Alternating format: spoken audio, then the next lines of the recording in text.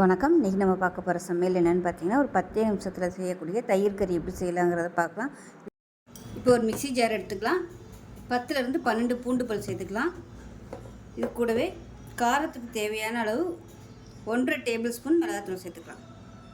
இப்போ இதை வந்து நல்லா அரைச்சிக்கலாம். தண்ணி ஊற்ற வேணாம், குறைன்னு அரைச்சிக்கலாம். இப்போ பாருங்கள், நல்லா இடிச்சாச்சு, தனியாக இருக்கட்டும்.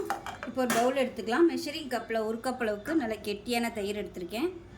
இப்போ இதில் 1/4 கப் அளவுக்கு தண்ணி ஊற்றிட்டு இப்போ இது நல்லா மிக்ஸ் பண்ணிக்கலாம், அடித்து விட்டுக்கலாம் கட்டி இல்லாமல்.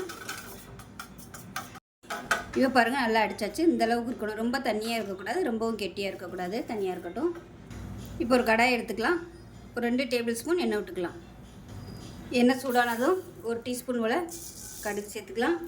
1 டீஸ்பூன் போல் சீரகம் சேர்த்துக்கலாம். இப்போ கருவேப்பிலை சேர்த்துக்கலாம். இப்போ எல்லாமே நல்லா பொரிஞ்சிருச்சு. இப்போ நம்ம இடித்து வச்சுருக்க அதை பூண்டை சேர்த்துக்கலாம்.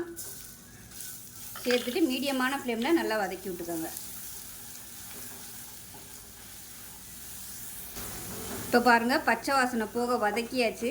நான் மிக்சியிலேருந்து சும்மா ஒரு டீஸ்பூன் அளவுக்கு தண்ணி ஊற்றி அலசிட்டு அந்த தண்ணியை சேர்த்துருக்கேன். சேர்த்து இப்போ நல்லா வதக்கியாச்சு. இப்போ கேஸ் அமர்த்திடலாம், ஆறட்டும். இது ஆறுனதுக்கப்புறமா இது கூட தயிர். இப்போ பாருங்கள், நல்லா ஆறிடுச்சு. இப்போ நம்ம அடித்து வச்சுருக்க அந்த தயிரை சேர்த்துக்கலாம். இப்போ இது கூடவே தேவையான அளவுக்கு உப்பு சேர்த்துக்கலாம். ஒரு 1/4 டீஸ்பூன் போல் உப்பு சேர்த்துக்கலாம். சேர்த்துட்டு நல்லா கலந்து விட்டுக்கலாம்.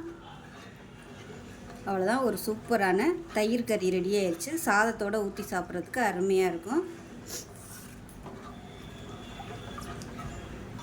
அவ்வளோதான், அருமையாக ரெடி ஆயிடுச்சு. ஸோ இதே மாதிரியே செஞ்சு பாருங்கள். வெறும் 5 நிமிஷத்தில் செஞ்சிடலாம்.